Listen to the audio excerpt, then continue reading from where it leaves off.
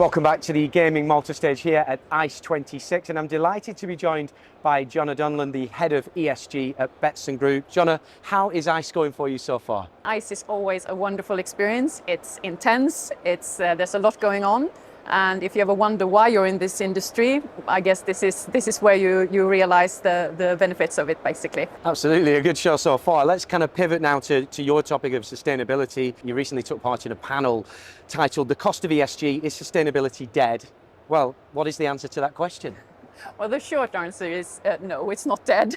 It's still very much alive. And I mean, why wouldn't it be? Because never mind what you call it, sustainability, ESG, all these acronyms and trendy words, it's not about that. It's about running a sound business.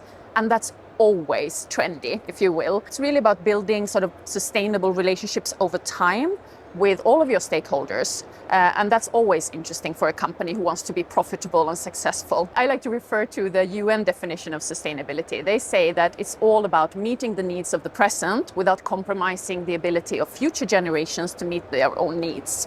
So what this means is don't mess things up today so that someone else will have to clean up your mess in the future. Act the other way around, act the opposite. So act in a way today that would benefit your customers in the future, your employees in the future, the partnerships you have with if it's suppliers or sporting organizations or whatever, because you are going to need them.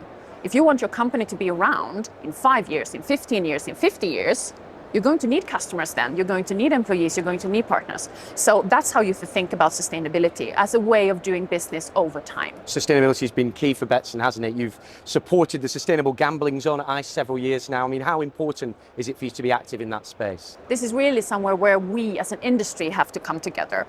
And that's why the sustainable gambling zone is so important, because that gives us an arena to discuss, to share best practice, to be inspired, because we need to take steps forward together to move the needle to have a positive impact. Now, we recently saw the responsible gaming video.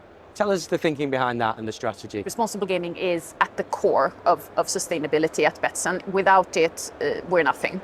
But when it comes to responsible gaming, it can sometimes be hard to talk about in a way that has a positive effect, if you will. What we do in this new video is that we connect the excitement and the thrill of sports with the excitement and the thrill of betting and gaming.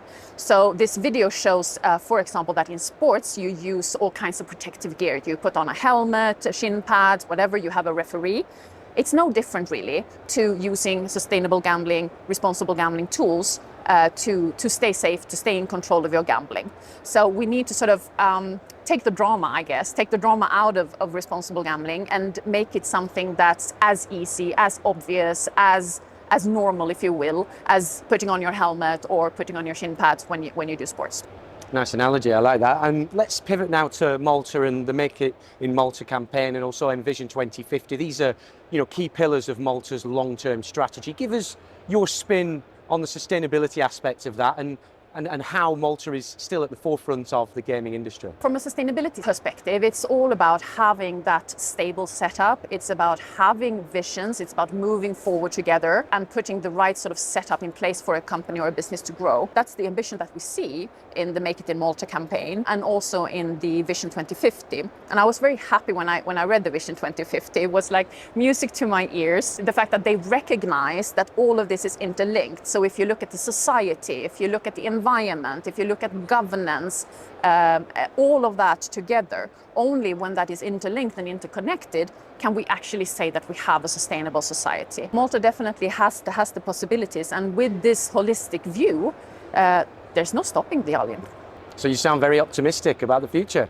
I'm always optimistic about the future because we will create it together. All that potential, if it can just be sort of directed, then I think there's no stopping us. Jonna Dunland, many thanks for your time.